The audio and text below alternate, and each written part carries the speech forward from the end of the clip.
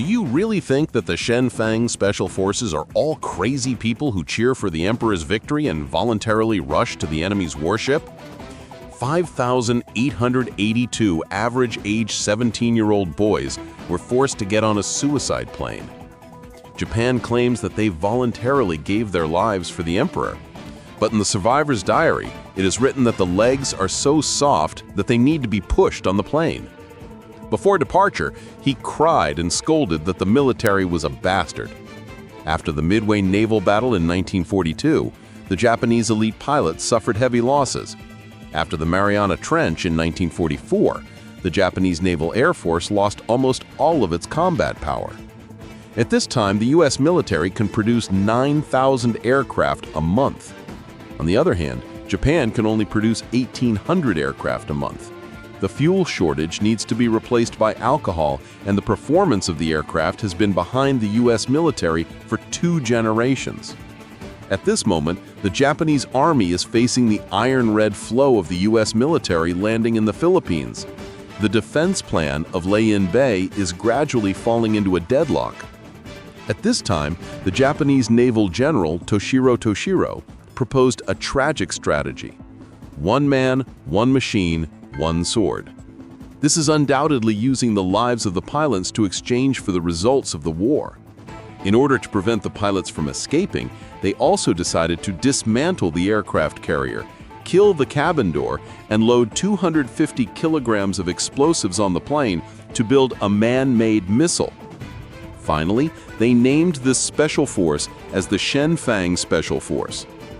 The Shenfang Special Force originated in 1274 and 1281. In 1274, when the Yuan Shizu and Kublai invaded Japan twice, there was a great wind on the sea. The Yuan dynasty's fleet failed to move because of a typhoon. Japan said that the 2 typhoons were the spirits of the Shenwu Emperor. Later, after the deliberate myth of the militaristic government, the Shenfang became a symbol of nationalism that glorified Japan. The Japanese military named this assault team the Shenfang in order to try to inspire the belief that soldiers must die in the name of the Shenfang. On October 25, 1944, the Shenfang Special Force made its first attack in the Battle of Reitu Bay. The pilots who were dispatched this time were young people aged 18 to 25 years old. 84% of them were students who had never experienced actual combat. Before the plane took off, they wrote their last words on the letter and wrote a suicide note in front of the commander. Then, 18 Japanese Zero-type aircraft took off. The base of these aircraft was burnt to death before takeoff, and the fuel in the plane's fuel tank was only enough. They were not ready to let them come back alive from the beginning.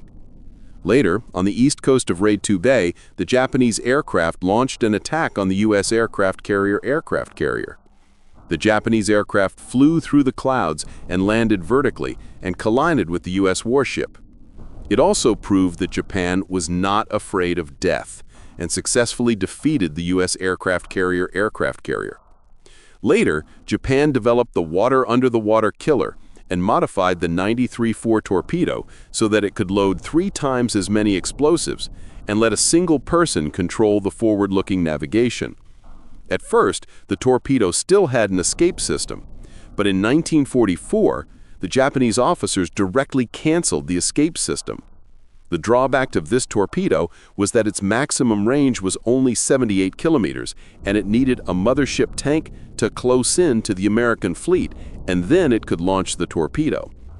This led to a loss of up to 60% of the mothership tank. In 1945, during the actual battle of the N2 destroyer, a large number of mothership tanks had not yet been launched and were destroyed by the U.S. anti-submarine forces directly. So, although the Japanese Divine Assault Team looked powerful, it didn't do much. Japan and the U.S. military launched a total of 796 aircraft, and a total of 19 warships were sunk by the U.S. military, and 53 warships were injured, but their shortcomings were also very obvious. There was no follow-up damage at all. In other words, if the Japanese sent 100 aircraft, it means that they must have lost 100 aircraft. And the U.S. military could just shoot them down or not let them hit them, so that Japan would lose one aircraft and one pilot. And Japan would have no loss at all. In addition, the number of U.S. warships is very large. In the eyes of the United States, this kind of suicide bombing in Japan is simply a small fight. Finally, the Japanese Divine Assault Team not only did not cause any trouble to the United States, but also made their own morale dirty.